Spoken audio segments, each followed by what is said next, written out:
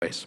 But, well, listen, thank you for your presentation today. I come to this committee with a background that includes times as a United States attorney, and in that capacity came in just after September 11th when we were dealing with the issues of terrorism. We each share responsibilities in other committees as well, and one of those committees on which I serve is Homeland Security.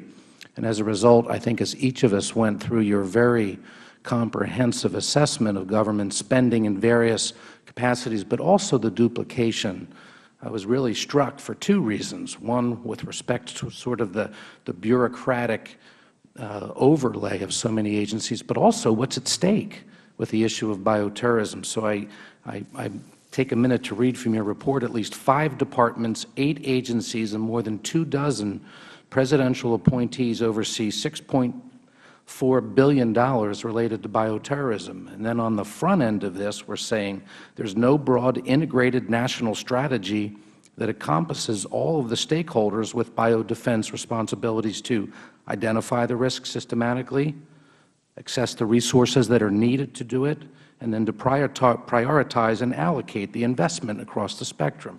So that's on the front end if we have an incident, to prevent an incident. Then you conclude there's no national plan to coordinate Federal, State, and local efforts following a bioterror attack.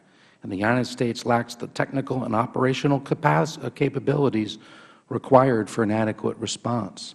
This could be Katrina all over again. We're really on the front end of a remarkable challenge. And from my work on the Homeland Security Council, bioterrorism is a very real threat. Can you take a minute and comment on this very, very important aspect of this report? Yes, I would. Thank you.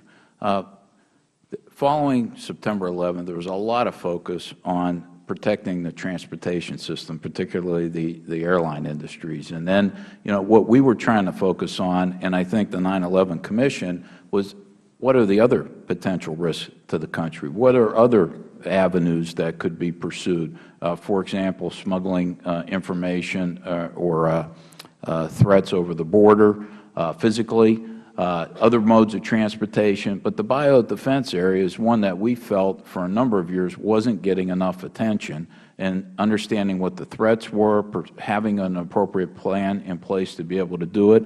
It's like a number of areas that really requires multiple agencies to be involved, and there really hadn't been a means to coordinate that. Now, we've tried to elevate this to the Homeland Security Council and the National Security Council, which are well postured to be able to do this. We haven't gotten as much response as I would have liked from them in this area to provide the proper leadership. So I do think this is an area where congressional oversight is warranted, and from my perspective would be very welcome to bring about some of the very important things that could be done to make sure we're in a position to detect and prevent something, not only in a position to be reacting after the fact.